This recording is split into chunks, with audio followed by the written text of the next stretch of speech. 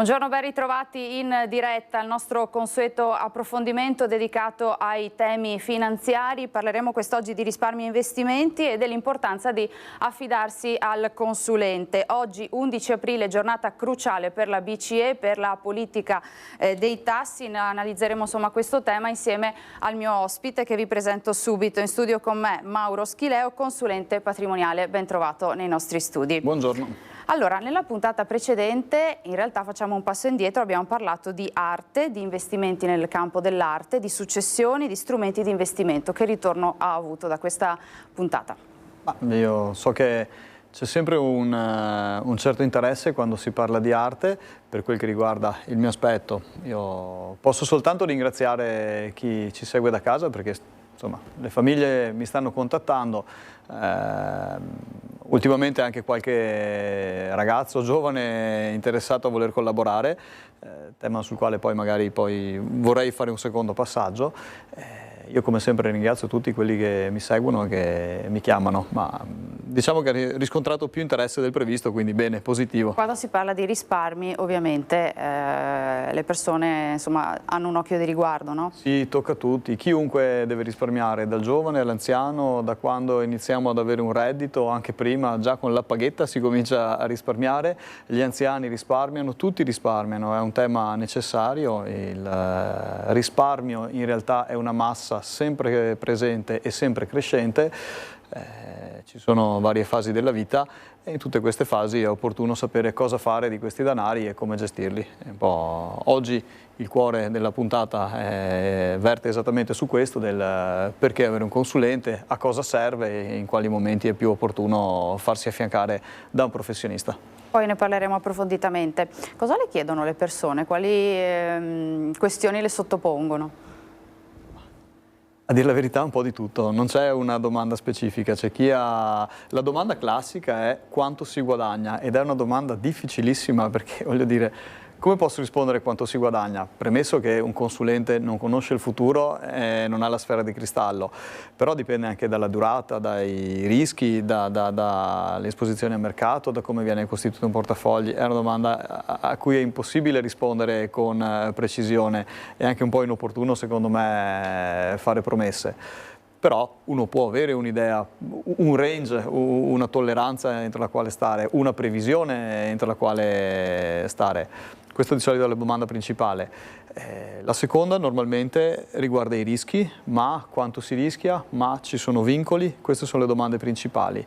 E la cosa che mi fa sempre sorridere è che quando poi vado ad analizzare i portafogli già in essere delle persone, perché il mio è un mercato saturo, tutte le persone con cui ho a che fare hanno già un portafogli di investimenti, se ce l'hanno, o della liquidità insomma da investire. Quando vado ad analizzare vedo che 99 volte su 100 i prodotti che ci sono in portafoglio non corrispondono alle richieste del cliente. Faccio un esempio, magari una famiglia mi dice io voglio rischiare poco perché tra 2 anni dobbiamo comprare casa o prendere una nuova casa un po' più grande, quindi non vogliamo prendere rischi, abbiamo un termine temporale breve di gestione di questa liquidità.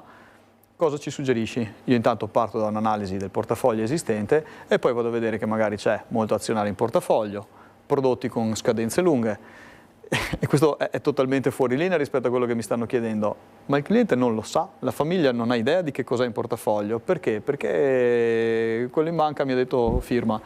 Devo dire, in Italia siamo un paese abbastanza arretrato dal punto di vista di cultura finanziaria, in generale siamo fanalino di coda in Europa e anche nel mondo siamo molto arretrati, quindi questo è uno degli aspetti per i quali avere un consulente insomma, ferrato in materia è decisamente importante, aiuta a smarcare molti rischi e a togliere errori in portafoglio. Già questo migliora le posizioni. Non solo per far fruttare i propri risparmi, ma anche per dipanare probabilmente questioni familiari che si portano avanti da tempo, insomma, è anche questo un po' il ruolo del consulente. Sì, diciamo, subentra il tema della fiducia, siccome il consulente mi ha fatto guadagnare una volta, mi fido di lui, lo seguirò per sempre. Non è proprio sempre così, c'è una certa strategia con la quale bisogna andare al mercato, bisogna impostare i portafogli in modo che siano funzionali per quella famiglia e le esigenze cambiano. Ho capito che squadra che vince non si cambia, però in questo caso bisogna adattarla alla situazione attuale, questo è un po' il punto. Ricordo che nelle puntate precedenti insomma, ci aveva raccontato che eravate alla ricerca di collaboratori da inserire nel vostro organico. È ancora così? Allora, diciamo che a dicembre abbiamo avuto l'ingresso di diversi collaboratori nuovi, bravi, particolarmente bravi, stanno andando decisamente molto bene. Oggi, adesso insomma, avviato questo gruppo, riapriamo di nuovo le porte a eventuali ingressi futuri e siamo di nuovo alla ricerca di altri collaboratori, perché comunque la formazione per me è un aspetto particolarmente importante, quindi formare i collaboratori, dargli un posto di lavoro che sia stabile e che sappiano quello che fanno, come farlo in un sistema organizzato è un aspetto particolarmente importante. Funziona. Questo poi è molto impegnativo, ammetto sinceramente, ma dà i suoi frutti. Quindi oggi, adesso abbiamo risolto questa parte, siamo pronti di nuovo a inserire altre persone. Quindi sì, assolutamente, se c'è qualcuno di interessato, i numeri sono in video, insomma. Quali sono le caratteristiche giuste quindi per lavorare con lei, se qualcuno che ci sta guardando si riconosce? Beh, sicuramente avere un po' di passione per l'ambito finanziario, magari aver già lavorato in quest'ambito o avere la volontà di voler crescere in quest'ambito, possibilmente uno studio derivante da ambiti finanziari, insomma economia, la ragioneria, l'economia, insomma avere un po' di masticare di economia, finanza, fiscalità. E soprattutto un po' di capacità commerciale, perché nella fase iniziale, nonostante io non venda niente, nella fase iniziale di contatto col cliente, non so come spiegarlo bene, ma un minimo di vendita c'è, anche se in realtà non è una vendita, perché poi bisogna seguire a lungo termine le famiglie, quindi non c'è nulla da vendere, però nella fase iniziale si assomiglia, dai, insomma, c'è una parte commerciale, quella è la parte dove lì io posso insegnare relativamente poco, le capacità commerciali o uno ce le ha o uno non ce le ha. E poi buona voglia di imparare, perché è un ambito dove la formazione, io dopo 16 anni in questo settore ancora studio tutti i giorni, tutte le mattine ai collaboratori, insomma, con loro condivido informazioni, eccetera, quindi insomma, ancora oggi. Deve avere passione. È importante l'età? Non è così fondamentale l'età. Nel senso che ho visto ragazzi giovani avere ottimi risultati, ho visto gente molto più matura non riuscire a sviluppare numeri e viceversa. Ho visto ragazzi giovani fare buchi nell'acqua, ho visto gente magari un po' più datata portare numeri importanti.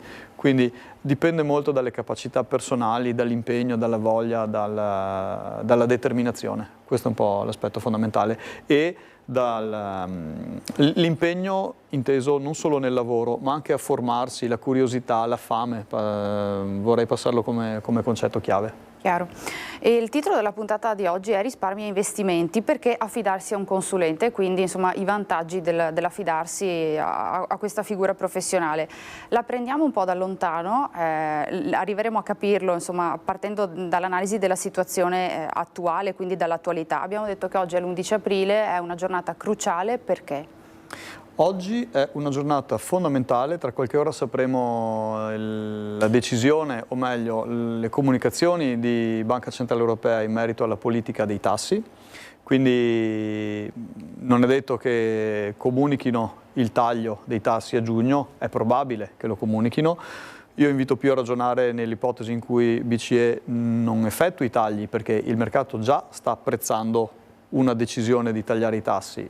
Però se questa non arrivasse i mercati potrebbero scendere un pochettino fino al momento in cui decideranno di tagliarli effettivamente.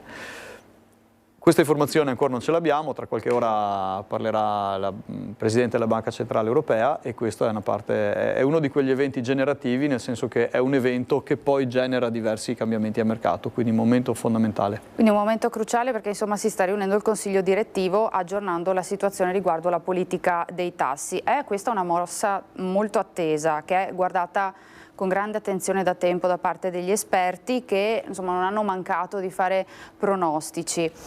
Cosa significa? Perché è importante? Cioè, quali scenari si aprono a lungo termine, guardando oltre, ma anche nell'immediato? Che cosa può accadere?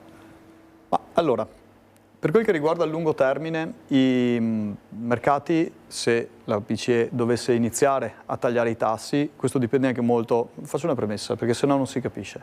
Il punto fondamentale non è solo se taglierà i tassi, è anche come lo farà, perché se dovesse tagliare di uno 0,25%, cioè un quarto di punto percentuale, in tutto il 2024, è uno scenario. Se dovesse tagliare 4 volte, 3 volte e tagliare di mezzo punto ogni volta, questo non è lo stesso taglio dei tassi, ha un effetto decisamente diverso sul mercato.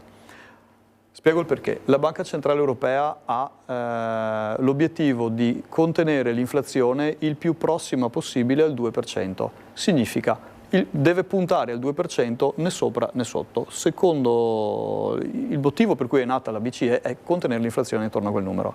Pertanto usa la politica dei tassi per raffreddare l'economia oppure dare spinta all'economia. Nei momenti di difficoltà abbassa i tassi in modo tale da facilitare le aziende, le famiglie all'accesso al credito, costerà di meno perché i tassi sono più bassi e quindi favorisce l'economia. Nei momenti in cui l'economia è troppo effervescente, per raffreddare l'economia alza i tassi. Esempio, per contenere l'inflazione ha dovuto raffreddare un pochettino il mercato, alzando parecchio i tassi e quindi diventando molto costosa la vita un po' per tutti. Questa scelta però, oggi i tassi sono alti da un bel pezzo, probabilmente rischia di farci entrare tutti in recessione, perché va bene rallentare l'economia, ma c'è un limite oltre il quale questo rallentamento diventa recessione. Come evitarlo? Facendo dei tagli e abbassando i tassi. Quando è il momento opportuno? Allora, oggi la discussione è incentrata sul abbassare i tassi, ma evitare che riesploda il problema dell'inflazione e quindi che ricomincino a salire i prezzi. Farlo troppo presto o farlo troppo velocemente potrebbe rinnescare un problema che sta risolvendo in questo momento. Quindi la vera domanda è questa. Oggi sapremo cosa ne pensa la BCE. Se darà qualche direzione più precisa e qualche informazione più concreta a riguardo. Lo scenario peggiore è questo, che si torni insomma ad alzarsi l'inflazione? In questo momento per la BCE la preoccupazione più grande è: se taglio i tassi troppo velocemente, do di nuovo adito apro di nuovo il rischio di inflazione elevata nell'arco di breve termine, e questo, ripeto, è esattamente quello che non deve succedere secondo loro. Un primo annuncio sarà proprio nella giornata di oggi, ma a giugno che cosa succederà? Quale sarà l'annuncio che verrà fatto? Questa è la parte, è come chiedermi quanto renderà un titolo, questo non lo sappiamo. Oggi capiremo un po' meglio cosa potrebbe succedere a giugno. Diciamo che se oggi dessero le indicazioni di taglio a giugno o l'inizio di un piano di tagli a giugno, sicuramente vedremo una reazione dei mercati. Se il taglio sarà consistente, la reazione sarà positiva. Se il taglio sarà minimo o assente, capiremo la reazione dei mercati, se rimarranno piatti oppure scenderanno un pochettino. Quindi questa è una notizia che muove i mercati, okay? È un evento che ha sostanza. Perché questa attesa? Nel senso, perché attendere il primo trimestre del 2024 per fare questo annuncio, e perché questo annuncio si è rincorso e ritardato, è stato rimandato e posticipato nel corso delle ultime settimane, degli ultimi mesi? Diciamo che non è che sia stato ritardato per negligenza della banca, ma semplicemente attende un aggiornamento di dati. I dati sono mensili e trimestrali. Allora, mensilmente dagli aggiornamenti, trimestralmente l'aggiornamento dei dati trimestrali è sulla base dei dati la Banca Centrale Europea decide, quindi oggi il trimestre è stato chiuso il 31 di marzo, prima riunione della BCE all'11 di aprile, e quindi oggi darà le comunicazioni sulla base delle chiusure trimestrali. Ecco perché questa è una data particolarmente importante. A marzo non c'è stata nessuna novità, tant'è che proprio la BCE ha detto rimandiamo le decisioni ad aprile perché avremo dati più precisi della fine del trimestre. Ed siamo esattamente arrivati al punto, quindi questo è il motivo per cui attendiamo. La tempistica è importante, nel senso che, come abbiamo detto, insomma, il periodo in cui fare questo annuncio è fondamentale, ma anche l'annuncio stesso, chiaramente. Certo, non solo fare l'annuncio, ma, ripeto, il modo attraverso il quale deciderà di ridurre, se ridurrà, i tassi fa una differenza sostanziale. Continuo a dire che questo è un aspetto che oggi sapremo come comportarci a mercato, e questo è importante anche per i consulenti, perché di fatto impatta i portafogli delle famiglie. Sapere come comportarsi sui portafogli, se fare modifiche, non fare modifiche, entrare, uscire, modificare, lo si fa sulla base delle informazioni. Questo è uno degli eventi generativi che obbliga i consulenti a dover fare interventi. La manutenzione sui portafogli, di cui parlo spesso, la si fa sulla base di questo tipo di notizie. Non solo questo, ovviamente, anche altre. Ecco, come abbiamo detto, la tempistica è importante, ma questo aspettare a dare questo annuncio e comunque a tagliare i tassi non soffoca un po' quella che è l'economia dell'Europa? È esattamente questo il rischio. Infatti siamo tutti tra incudine e martello, perché, ripeto, i tassi alti soffocano l'economia. Oggi finanziarsi, l'accesso al credito è molto costoso, i mutui costano parecchio, le aziende per indebitarsi, il costo del denaro è elevato e quindi ci pensano di più prima di fare alcune scelte, ed è esattamente quello che la BCE voleva, cioè rallentare l'economia. Certo che rallentarla un po' troppo genera un impoverimento generale, genera recessione, rischia di far chiudere aziende, insomma ci sono già aziende che sono in cassa integrazione da un po' perché il mercato si è rallentato. Ok il rallentamento dell'inflazione, ok far scendere l'inflazione, non è ok mandare in recessione l'economia e impoverire il territorio. Quindi che si fa? L'Europa ha diverse velocità. L'Italia, per esempio, è già rientrata ampiamente sotto la soglia del 2% per quel che riguarda l'inflazione. La Germania ancora no. Oggi avremo dati più aggiornati, ma ci sono diverse velocità in Europa. E poi ci sono anche diverse filosofie. C'è chi dice abbassiamo i tassi per ridare un impulso all'economia e se fosse necessario rialziamoli. C'è chi dice aspettiamo fin tanto che non saremo in una zona sicura dove poter fare tagli in maniera tranquilla. Anche qui BCE farà le proprie scelte, lo scopriremo. Ma è verosimile, nel senso, esiste un rischio derivante dall'errore, diciamo così, di tagliare troppo presto o dall'errore, al contrario, di tagliare troppo tardi? L'economia è un mostro complesso, nel senso che non dipende da una sola informazione, dipende da tante cose. Quindi un indicatore non fa una rondine, non fa primavera, dico così, e questo è un po' il concetto. Non sono solo i tassi, ci sono tanti aspetti, le politiche fiscali, ci sono i nuovi settori che generano crescita.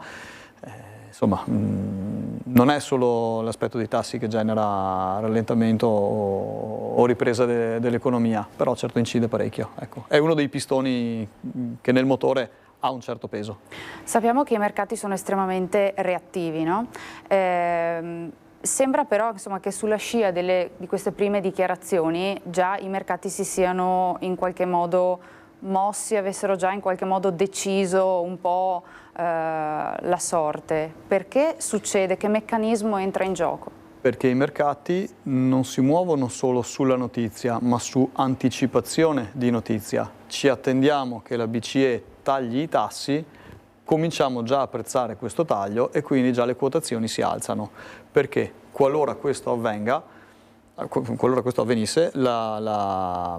gli utili aziendali delle aziende quotate avrebbero un beneficio di questo taglio dei tassi, perché il denaro costerebbe di meno, gli utili sarebbero più elevati perché sarebbe un costo inferiore dei tassi e questo porterebbe un beneficio alle aziende. Quindi lo prezziamo già in anticipo. La finanza, detto in maniera molto semplicistica, funziona un po' così. Già l'anticipazione di notizia crea evento a mercato.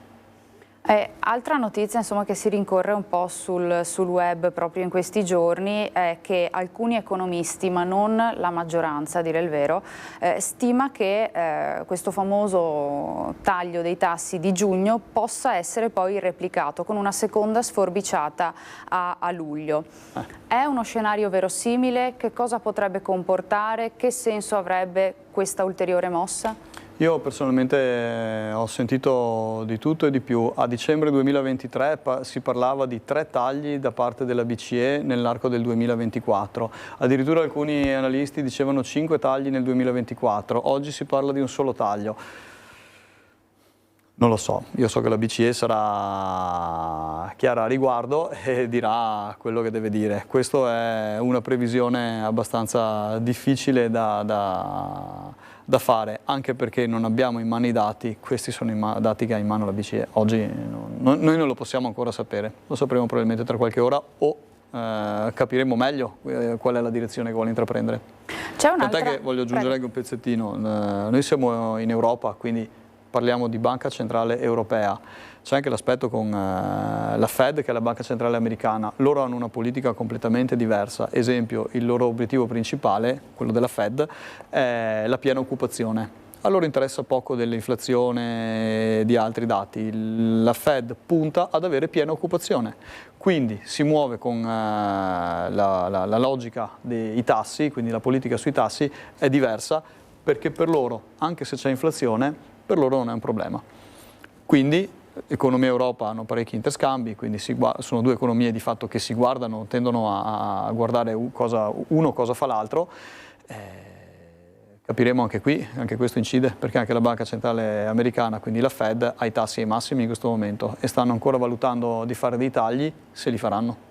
Ecco, questa è un'altra questione che lei ha anticipato, perché molti esperti si chiedono se la BCE taglierà i tassi prima della Fed, la banca centrale statunitense. E questo cosa c'entra sostanzialmente con noi, con la zona euro, e che cosa può influire di fatto sull'Europa? Ma io parlo più per quel che riguarda il mio settore finanziario. Diciamo che se taglia prima l'America o taglia prima l'Europa, io ritengo verosimile che tagli prima l'Europa, perché noi abbiamo più necessità di dare un impulso all'economia che è meno forte rispetto a quella americana in questo momento, quindi loro possono permettersi di attendere un pochettino a tagliare i tassi, noi abbiamo più bisogno di dare un impulso all'economia per non entrare in recessione, quindi credo taglierà prima la BCE. Però sì, per quel che riguarda i mercati, in entrambi i casi il taglio dei tassi porterà un beneficio ai mercati e quindi in entrambi i casi è una notizia positiva per quel che riguarda il mio settore. Ma è vero che... E tutti stiamo attendendo. Chiaro, è vero che Francoforte si deve un po' adeguare a quelle che sono le decisioni di Washington, o non è proprio così, o sono insomma slegate? Io ritengo siano slegate, ma giustamente ognuno guarda che cosa fa l'altro, tenendo in considerazione gli eventi. Poi credo che ogni banchiere giustamente guarderà la propria economia e il sistema in cui si muove, quindi non lo so quanto siano dipendenti uno dall'altro in questo senso. Alla luce di tutto questo, l'abbiamo detto più volte, non abbiamo la sfera di cristallo, quindi dobbiamo solo attendere le decisioni e gli annunci che verranno dati. Come si muoveranno i consulenti? Cioè, come anche il vostro ruolo cambierà, se cambierà, in seguito a questi annunci? Ah, per gli altri non lo so, per il consulente, per questo consulente sicuramente l'obiettivo è quello di andare a seguire i clienti, ho già impostato con le famiglie strategie che potrebbero beneficiare di un taglio dei tassi, tendenzialmente, insomma adesso non è per tutti uguale, ma voglio dire tendenzialmente è questo il suggerimento che ho dato nei mesi precedenti. Oggi sto attendendo questo taglio dei tassi, qualora avvenisse i portafogli ne beneficeranno. Credo proprio di sì, dipende, ripeto, da come, quanto, quando avverrà tutto questo. Se così non fosse bisognerà fare degli interventi, manutenzione sui portafogli, capire, correggere il tiro, come lo capiremo, quindi bisogna tenere più porte aperte. Io sono sempre dell'avviso che diversificare il portafogli ha senso entro certi limiti. Che significa diversificare il portafogli? Allora, chi non sa cosa fare diversifica tantissimo. Io sono d'accordo nel diversificare, ma magari con ragionevole buonsenso, cercando di centrare mercati sottoquotati e che abbiano poi proiezione di crescita. E questo poi è il lavoro, tutto il tempo che passo in riunione ad ascoltare i gestori, insomma, a capire cosa fare e che consigli dare ai clienti, è esattamente è il valore aggiunto che posso portare alle famiglie e il motivo per cui i clienti mi danno fiducia. Anche perché poi mi aspettano al varco perché vogliono vedere i risultati, quindi il mio lavoro è abbastanza semplice da misurare. Se un cliente mi ha dato 100, beh, alla fine deve avere più di 100. Questa è la parte semplicistica, ecco. Diciamo che in questo momento se ci fossero, come li chiamano i cigni neri, il mercato avverso, cioè informazioni totalmente fuori linea da quello che ci aspettiamo, bisognerà intervenire con tempestività sui portafogli e fare delle modifiche. in base a quello che sarà. Okay? Questo è importante secondo me, la tempestività, bisogna essere molto proattivi, presenti e fare interventi quando serve, questo è il punto. Più volte abbiamo parlato del mercato azionario cinese, no? Ne abbiamo parlato spesso nelle puntate precedenti, raccontando anche quelle che sono le sue performance. Attualmente cosa possiamo dire? Attualmente negative le performance del mercato cinese, quindi io ho suggerito da tempo di entrare con la logica del piano di accumulo. Che cosa vuol dire? Piano di accumulo vuol dire comprare un pezzettino alla volta, quindi comprare tutta la parte bassa della curva.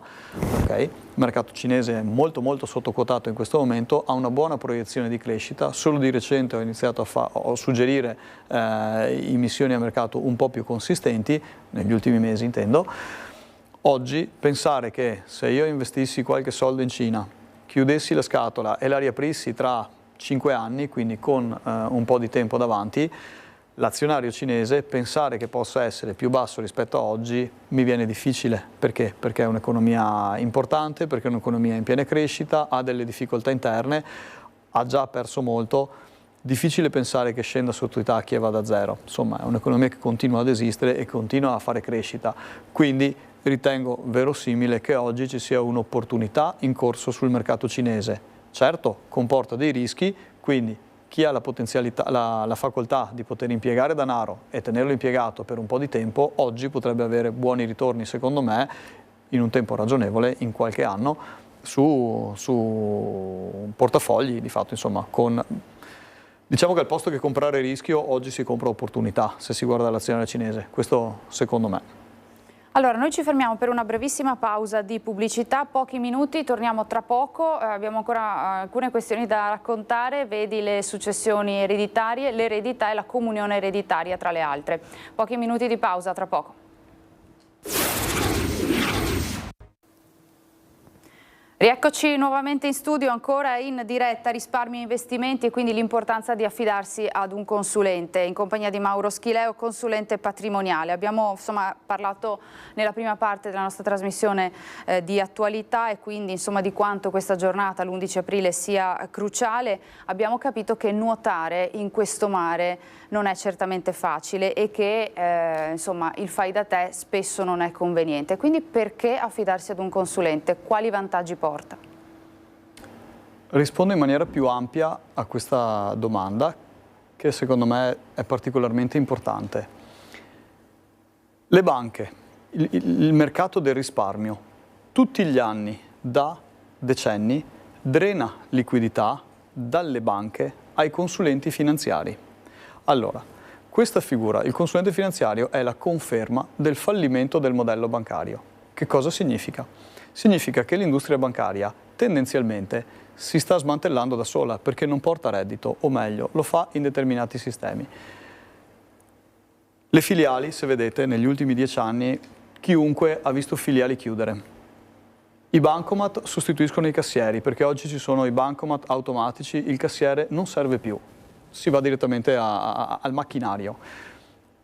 Il consulente, quello che fa gli investimenti all'interno delle filiali come dipendente, tendenzialmente propone prodotti, tendenzialmente di casa della banca, che hanno una maggiore redditività. Il direttore cura il credito ai privati e alle aziende e il gestore corporate cura il credito alle aziende. Queste sono le figure in banca. E poi c'è il consulente finanziario, professionista, libero professionista, che va dai clienti, dove ha cointeresse, perché di fatto non è pagato a ora, ma è pagato, passatemi il termine, a risultato, nel senso che se porta un risultato il cliente continua a rinnovare la fiducia e ok.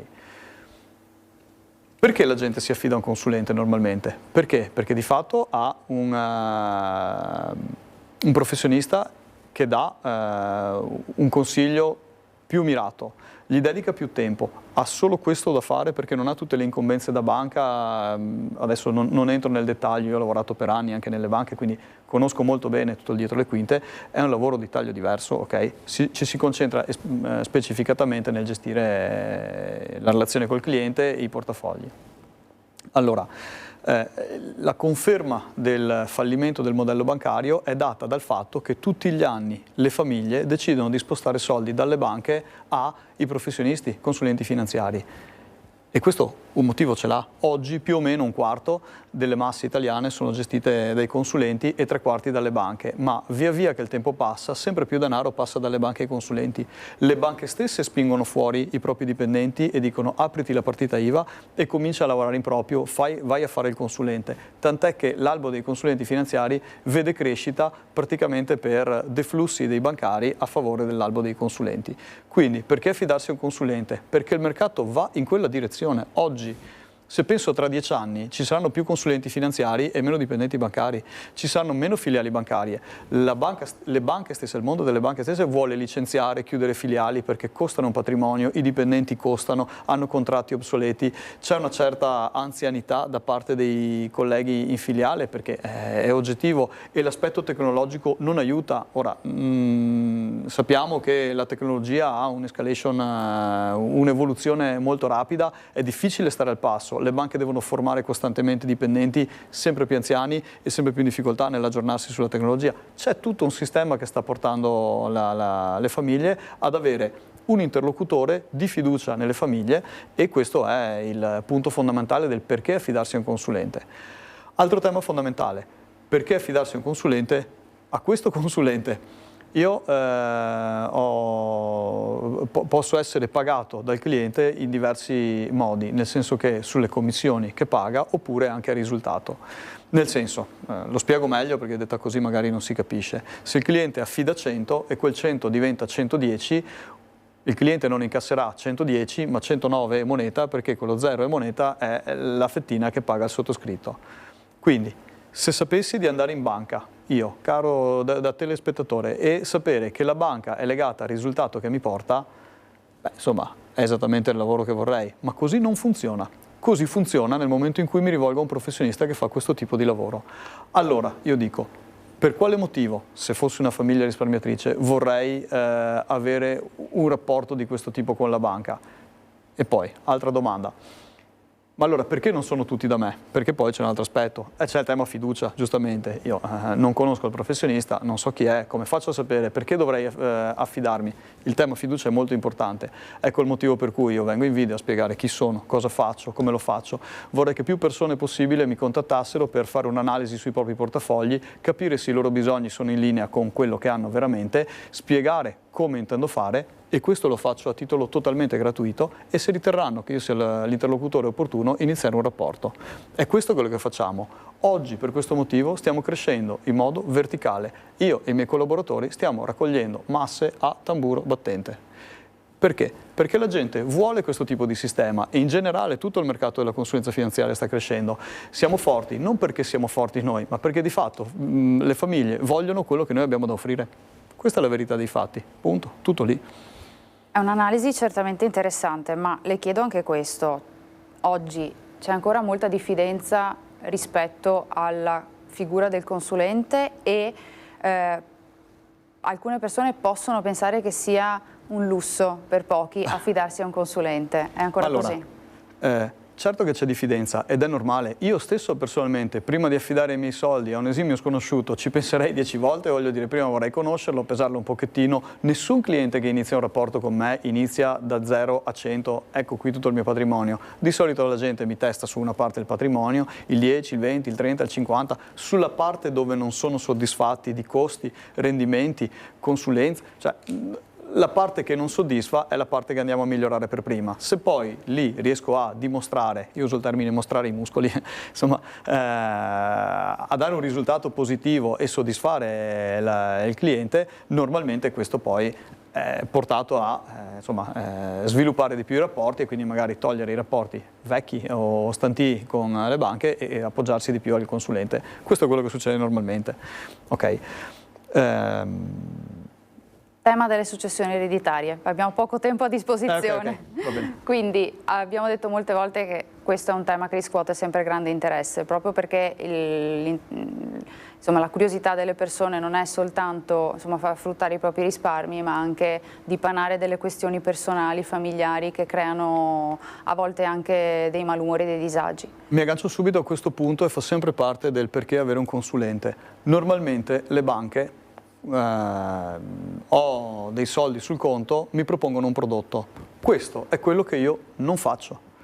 Prima di fare questo, valuto le esigenze della famiglia. Esempio, poi si aggancia molto bene al tema successorio. Come posso suggerire a una famiglia un investimento se non conosco la struttura familiare, cioè come si compone, se non conosco la struttura aziendale, se non conosco l'entità del portafoglio, cioè come posso fare questo? Io non vendo prodotti, consiglio ai clienti, do consulenza, è molto diverso, cioè, poi ne sono legato nei risultati, voglio essere legato ai risultati e questo è l'aspetto importante. Allora, l'aspetto successorio è una parte fondamentale. Prima di tutto si parte da capire l'assetto familiare, cioè sposato, con figli, genitori, rapporti logori, meno logori, è la parte importantissima. Sulla base di questo poi ci sono le volontà della persona. Ok, fatto 100 al mio patrimonio, che fine voglio che faccia questo patrimonio, a chi voglio che vada, a chi non voglio che vada e in quale misura è giusto che vada ripartito tutto uguale per tutti, voglio privilegiare alcune persone che magari mi sono state più vicine in vita, voglio magari, uso il termine penalizzare o magari ridurre la quota di eredità a favore di qualcuno che magari ha avuto più successo in vita o si è spostato all'estero e quindi è lontano dalla famiglia e voglio dire, uno farà le proprie valutazioni o con cui magari non ho più buoni rapporti o si è dimostrata una persona indegna in vita, cioè ci sono molte casistiche. Come faccio a farlo? Allora, punto 1, i vivi firmano e questo è un aspetto fondamentale, si decide in vita, non da morti. Punto 1. Punto 2, bisogna fare attenzione perché ci sono delle leggi specifiche, bisogna sapere come funzionano, fare scelte basate sul fai da te non porta a risultati profittevoli, nel senso che alle volte uno pensa di fare cose corrette, in cuor suo magari mosso da totale buona fede, ma in realtà sta facendo autogol senza saperlo. Racconto un caso specifico. C'è una coppia di persone, evito di dare riferimenti, insomma io sono molto rigoroso su questo aspetto della privacy, separata ma non divorziata e non sapevano che nella fase di separazione si è ancora coniugi e quindi il coniuge separato è ancora coniuge, pertanto se io da separato dovessi venire a mancare, alla mia ex moglie che non è ex moglie comunque spetta l'eredità, è ancora erede. Questo piccolo aspetto, questi coniugi hanno fatto la separazione ma non hanno mai fatto il divorzio. Quando è stata ora di parlare di eredità è emerso questo aspetto e io ho visto le persone gelare. Ragazzi, questo non è una scelta che sta dicendo, non è un aspetto che ha toccato il consulente perché l'ho deciso io, l'ha deciso lo Stato, quindi così funziona.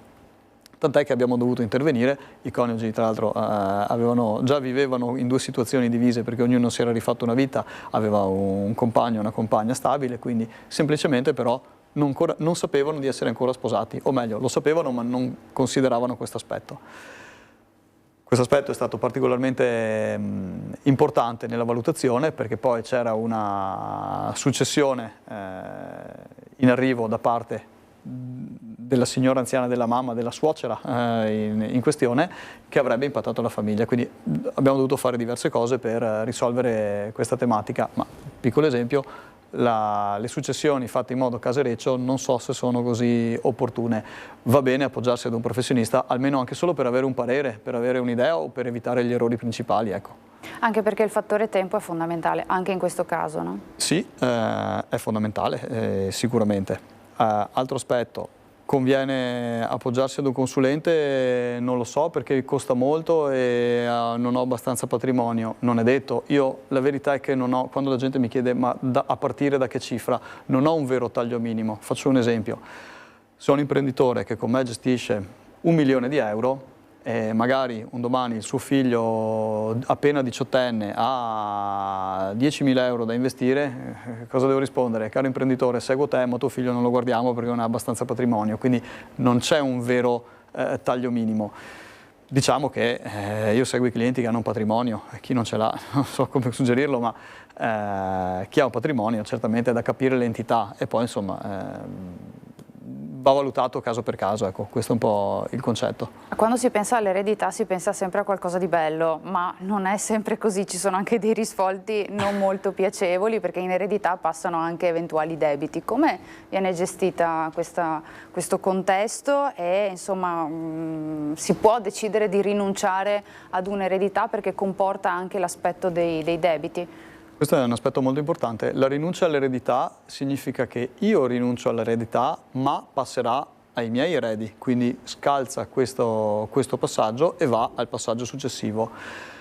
Attenzione, perché l'accettazione implicita dell'eredità non è un passaggio così conosciuto. Faccio un esempio di un caso che ho seguito, è abbastanza problematico, purtroppo sono arrivato a cose già fatte e non ho potuto intervenire e quella volta a livello proprio umano, personale, mi è dispiaciuto tantissimo.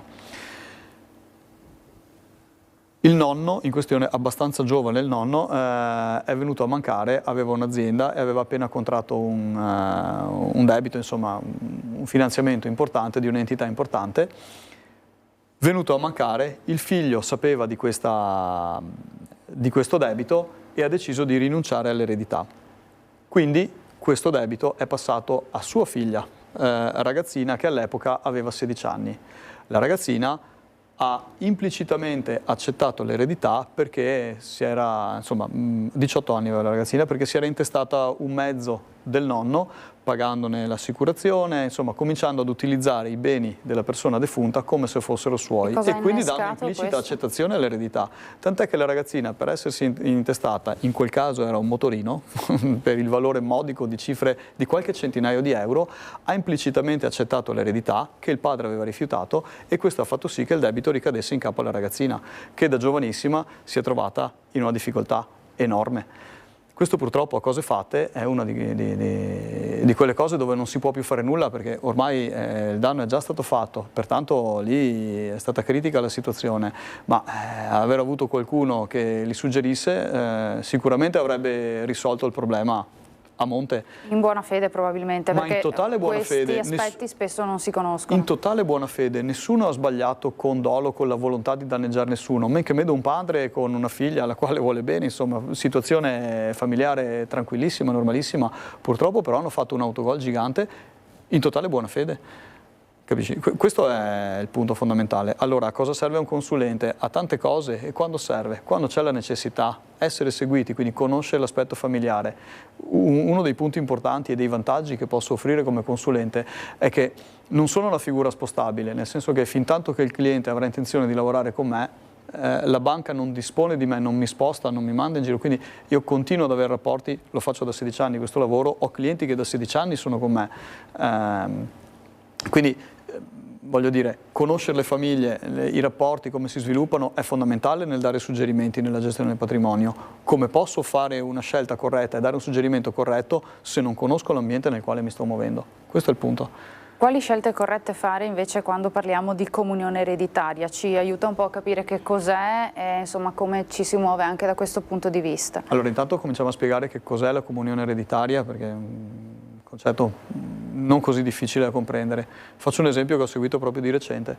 Una signora anziana, 92-93 anni, sesta sorella, erano 6 fratelli, unica superstite, ormai gli altri tutti quanti più anziani sono tutti venuti a mancare, lei è rimasta ultima superstite. C'è una casa colonica di questa famiglia, la signora è proprietaria di un pezzettino, di una quota minima, i fratelli che a sua volta hanno ereditato un pezzettino della casa e sono venuti a mancare, hanno lasciato ai figli, che hanno lasciato ai figli dei figli e quindi di fatto questo patrimonio si è disperso e frammentato in tantissime piccole unità. Questo che cosa significa? Significa che quell'immobile, che ormai cade a pezzi di fatto perché è figlio di nessuno, è di proprietà di una quindicina, una ventina di persone e di fatto nessuno lo vuole, ci sono solo spese da pagare e nessuno sa come gestirlo. La signora che ha 92 anni ha 2 figli che sono preoccupati e dicono noi non vogliamo questo immobile, come possiamo fare? Allora lì ci sono diverse soluzioni per evitare di avere la proprietà di quell'immobile ed evitare di entrare nella comunione ereditaria, cioè dove un bene è detenuto da una pluralità di soggetti che sono difficili da rintracciare, magari con rapporti non perfettamente fantastici tra loro, magari con residenze molto lontane, cioè, vuol dire, alcuni a volte non si conoscono nemmeno perché proprio insomma alla lunga poi i parenti tendono anche ad allargare le maglie dei rapporti. Come si gestisce questa situazione? Voglio dire, ci vuole un po' di esperienza per capire e soprattutto lo si fa in vita, perché mortis causa, quando si apre la successione non si può più fare nulla, o meglio, si segue un determinato iter, è poco il potere di intervento da lì in poi. Questo è un caso di comunione ereditaria. Quanti ce ne sono in Italia così? Una montagna. vanno gestiti per tempo. Allora, possiamo arginare questa fetta di patrimonio, possiamo venderla, possiamo fare tante cose. Bisogna capire cosa vuole quella famiglia e qual è il punto di caduta, il risultato desiderato. Arrivarci poi richiede una determinata strategia. Alle volte non costa niente, alle volte costa qualche soldo, è da capire cosa fare, ma in tutti i casi risolve un problema.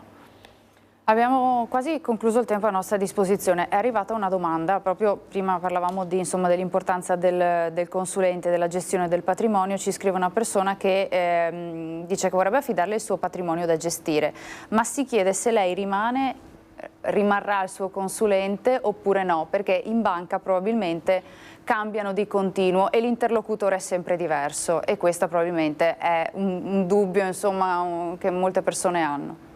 Allora, innanzitutto il numero è in sovraimpressione e può chiamarmi quando vuole, non c'è nessun problema, anzi grazie della fiducia in anticipo, punto 1. Punto 2, capisco molto bene questo aspetto. Molti mi dicono sono stanco di lavare i panni sporchi con una persona nuova ogni 6 mesi, 12 mesi, soprattutto le banche grandi tendono al turnover, cioè a ruotare il personale, perché vogliono che le famiglie si abituino ad andare in banca, nella struttura banca, e non da Tizio, Caio, sempre dalla persona.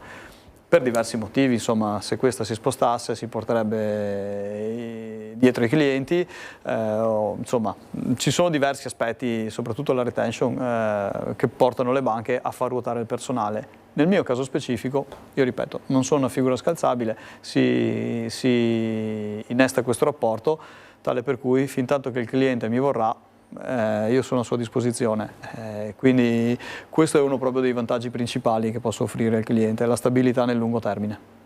Una provocazione in chiusura: vale davvero la pena avere un consulente, farsi seguire da un consulente? Il mercato dice di sì, io dico provare per credere, mettetemi alla prova. Diamo l'appuntamento per la prossima puntata. Introduciamo il tema, sarà quello degli investimenti nel settore del vino. Abbiamo parlato di arte, anche il vino è un settore in cui gli investimenti corrono veloce. Mi sembrava opportuno farlo in Veneto, quindi voglio dire questo. Avremo da aprire anche questa porta per capire ancora meglio quali sono le varie opportunità. Siamo in attesa di avere gli annunci della Banca Centrale Europea e attendiamo questa giornata cruciale. Stiamo a vedere. Grazie a Mauro Schileo, consulente patrimoniale, grazie davvero. Grazie. Grazie a voi di averci seguito, grazie a Francesca Pezzo in regia, l'augurio di una buona giornata, arrivederci.